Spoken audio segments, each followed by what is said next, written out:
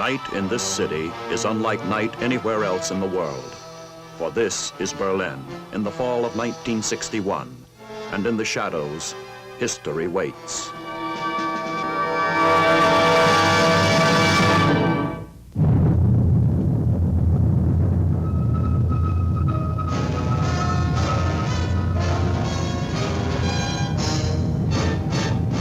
The United States Army presents The Big Picture, an official report produced for the armed forces and the American people.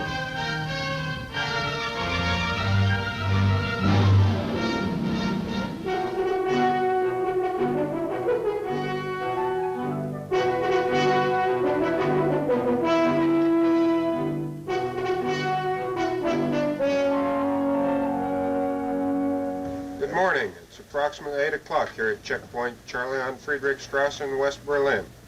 I'm Lieutenant Bainbridge, assigned to the 3rd Battle Group, 6th United States Infantry, hometown Detroit, Michigan. The military police and myself are on duty 24 hours a day, 7 days a week here on Friedrichstrasse. We're fully combat ready with our weapons and ammunition for any eventuality that the Vopos, who are stationed some 15 yards to my rear, might decide to make. The Vopos that we find on duty here on the border are hardened communists. They are dedicated to their cause. They have been indoctrinated in the beliefs and ideologies of the communist philosophy since their youth. These Vopos have been brought in specially for this duty. They are the only trusted persons here on the border. It has been found that the Vopos previously had been undependable and had been defecting towards the west.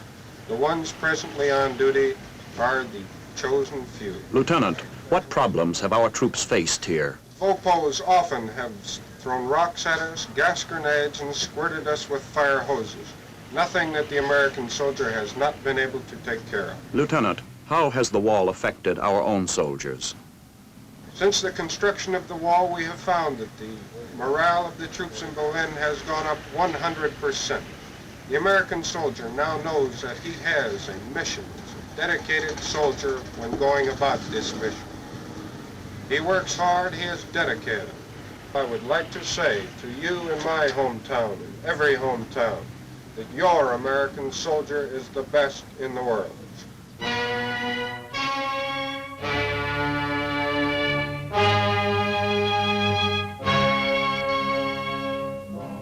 These are the best soldiers in the world.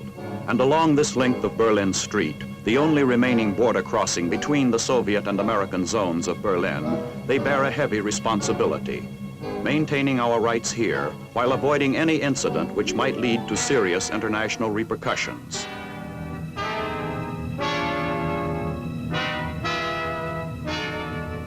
Across the border, Vopos, East German People's Police, armed and backed up by Soviet might, are determined to prevent any more East Berliners from crossing into the American zone of the city.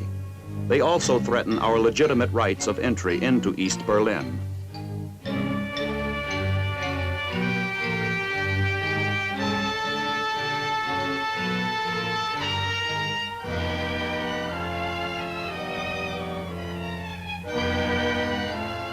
With equal determination, we continue to assert our right of free passage into and within the city.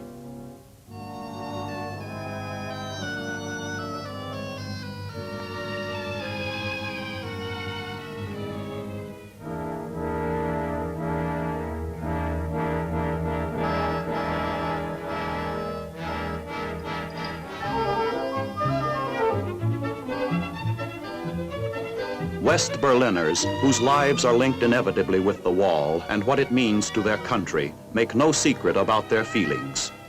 My name is Peter Jenisch, and my age is 23 years old, and I'm studying at the Free University, and I'm born in Berlin, in the free town here.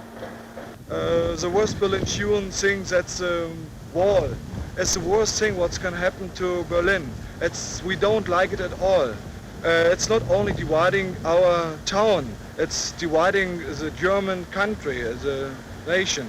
The German people in West Berlin, they say we are very lucky that the American soldiers are here, because when the American soldiers are leaving West Berlin, the town is lost for the free world, lost for us. With the closing of the border, Soviet divisions in East Germany were on the move, with combat forces brought into strategic positions for the contest over the status of Berlin.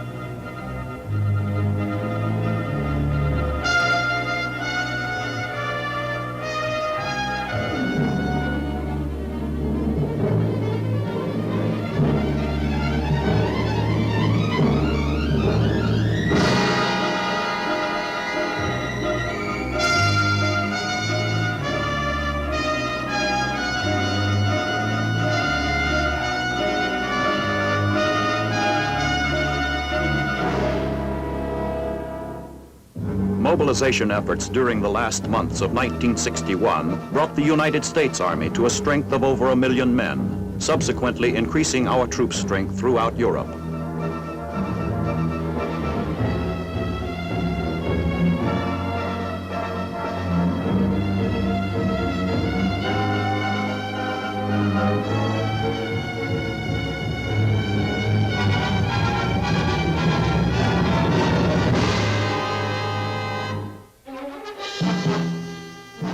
In the Berlin crisis, one of the most important demands on the American soldier is patience.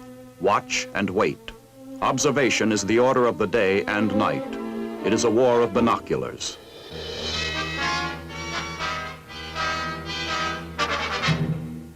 Seldom have our soldiers been under such careful and continuous scrutiny, not only by the East Germans, but by West Berliners intensely involved in the fate of their city. Behavior, conduct, and appearance of our troops are as important here as their tactical readiness. Our military leaders in Europe keep close tabs on day-to-day developments.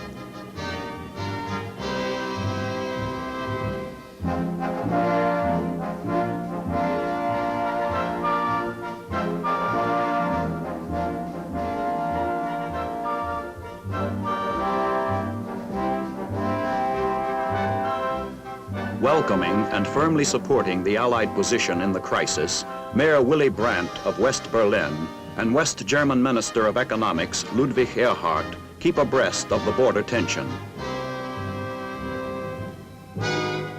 As a means of asserting Allied right of entry into East Berlin, U.S. Army buses wait near Checkpoint Charlie for a scheduled tour of the city on the other side of the wall. Frequently, East German border guards have delayed passage or attempted to halt it altogether. This time, the buses go through.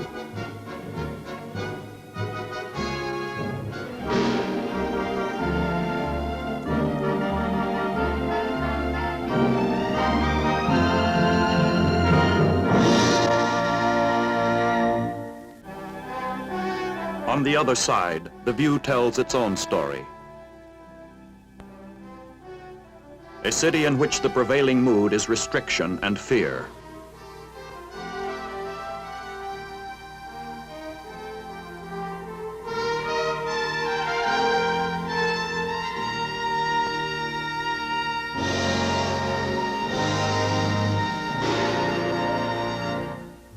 As time passes at Checkpoint Charlie, there are increasing delays and other forms of harassment.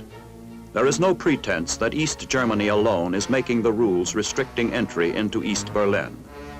In a sober test of our entry rights, American civilian officials in West Berlin are sent through the checkpoint. Illegal demands of identification by the VOPOS bring quick action from United States Army authorities.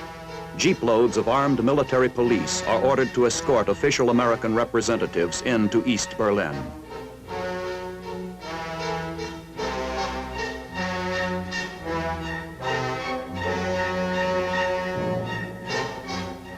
Our show of determination works.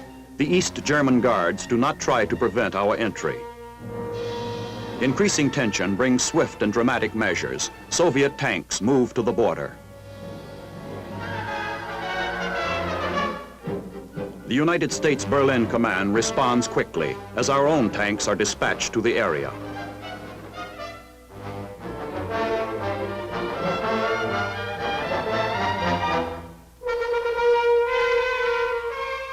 They face the Soviet armor only 100 yards away.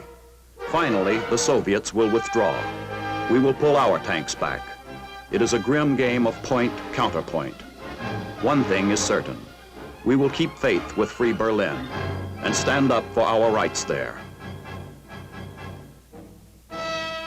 Aware of their special responsibilities on this trouble spot between the free and communist worlds, American soldiers of the Berlin garrison are combat ready and alert, but they continue to train intensively.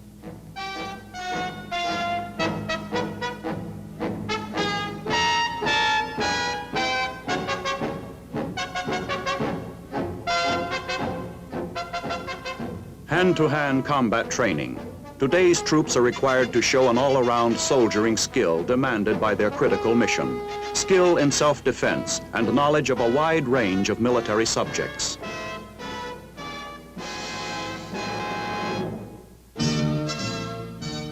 D Company of the 2nd Battle Group runs through the proper assembly and disassembly of the M14 rifle.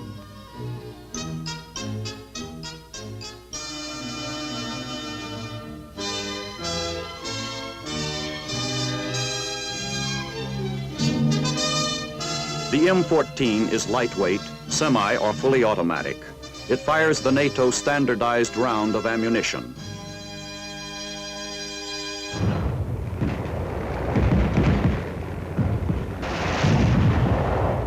Mock City Attack, one of the many continual training exercises in a type of fighting that might be anticipated in the event of outbreak of hostilities in the city.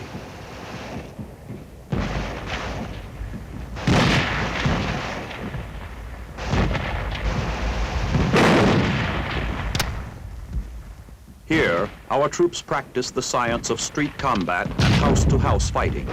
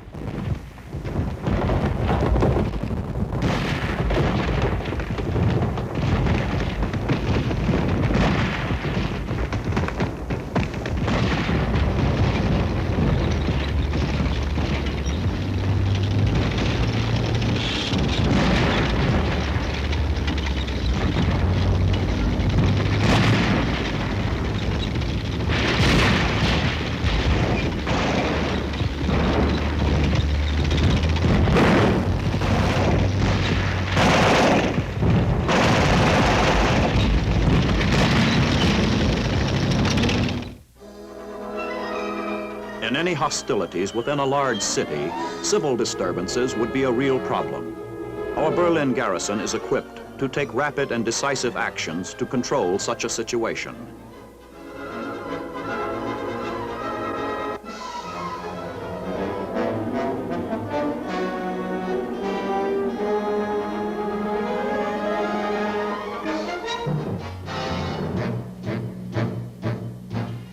In riot control formation, a detachment engages in a practical exercise as it moves toward a group of American soldiers acting as hostile civilian demonstrators.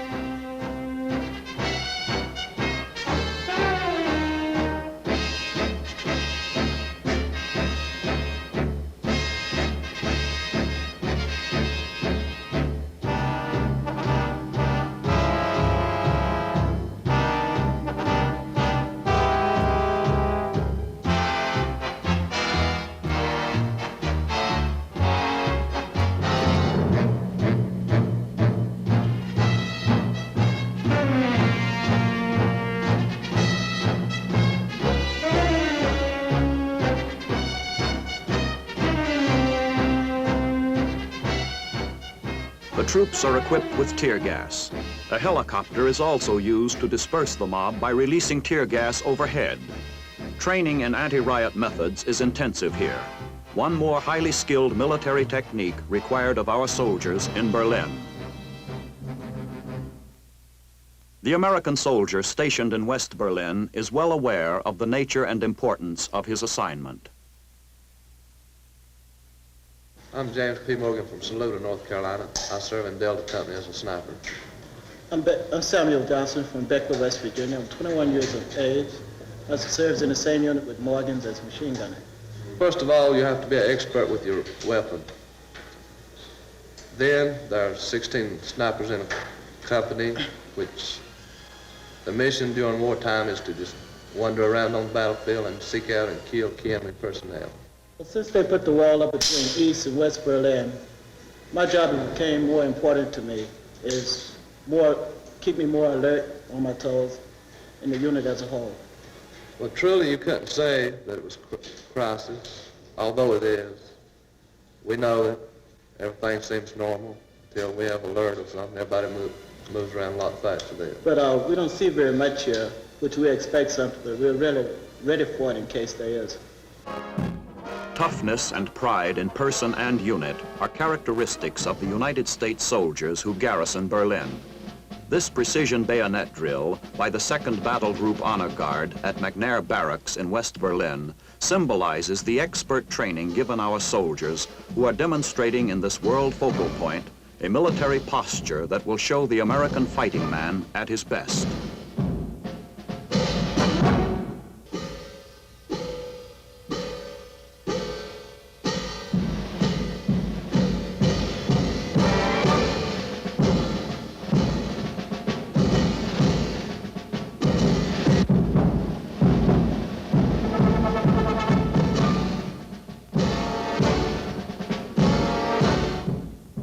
Ready for whatever combat assignment he must face, the U.S. soldier here brings to his job a sense of mission worthy of his Army's traditions. Defense of West Berlin is not only a United States responsibility. Also involved are British and French forces. In a joint British-American field training exercise on the outskirts of Berlin at Lake Wannsee, bordering the East German zone, British troops conduct an amphibious assault using American armored personnel carriers.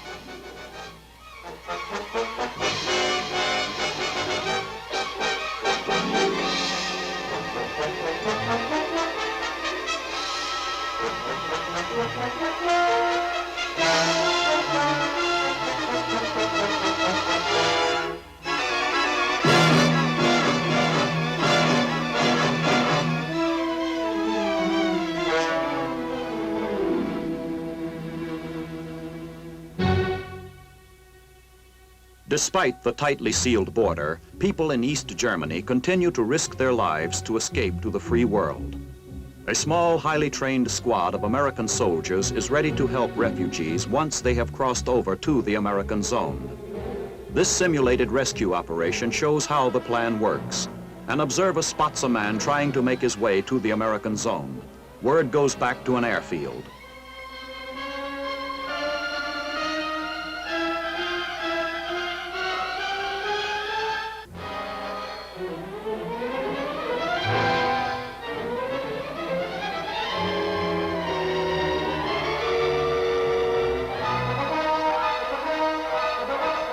The squad is on its way.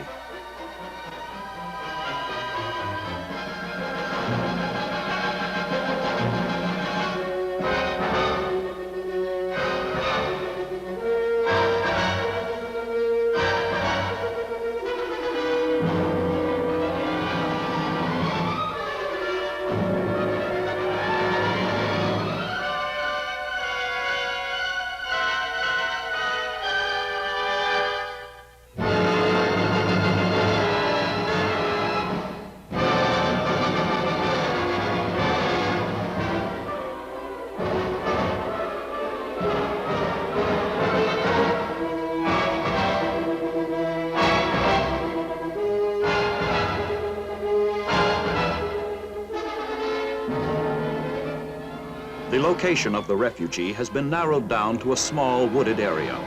Search and rescue techniques have been developed so that the squad can swiftly reach any point along the border.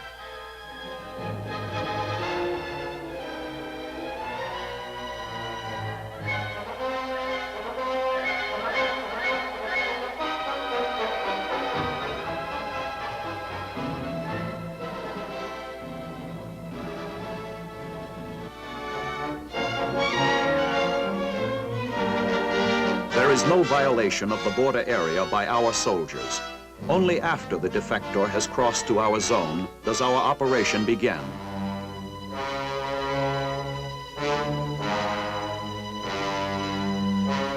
A unique test of United States responsibilities in the growing complex of East-West tensions.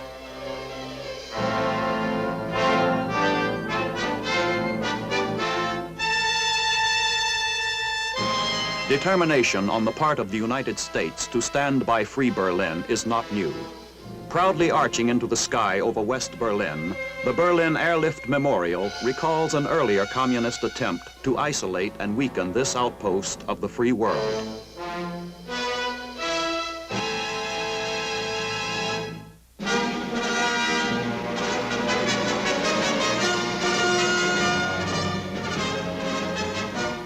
The man who engineered the airlift that broke the communist blockade of 1948-49, General Lucius D. Clay, now retired, returns to West Berlin in late 1961 as the president's special ambassador in the Berlin crisis.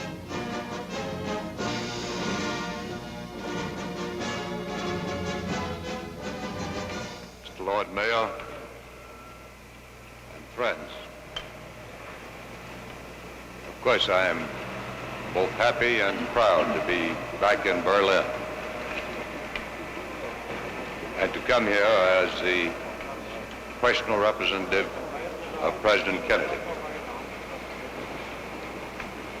He has sent me because of his very deep interest and concern in the welfare and the future of the people of Berlin, and to once again express our determination that Berlin and its people shall always be free. May I add personally that I come with complete faith in our cause, with complete confidence in the courage and steadfastness of the people of Berlin, and with complete assurance that Berlin has an important place in the world of tomorrow, and that it will live to fulfill that place. Thank you very much indeed.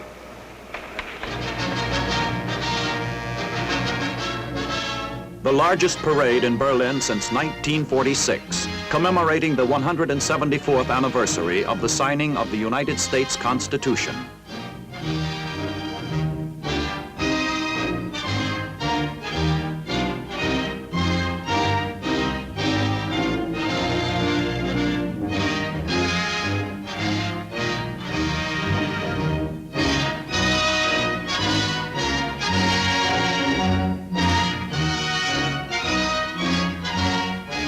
The significance of this event is not lost on the people of Berlin. For here, we affirm not only our own hard-won freedom, but the freedom of those to whom we have given our solemn commitment.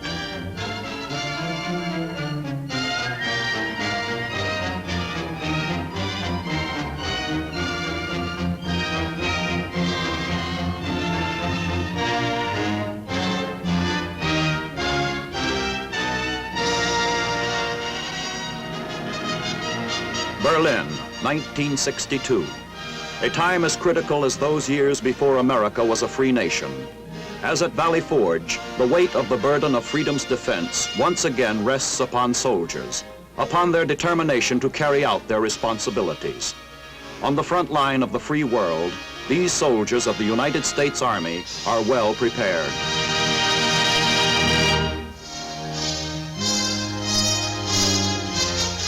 The Big Picture is an official report for the armed forces and the American people. Produced by the Army Pictorial Center. Presented by the Department of the Army in cooperation with this station.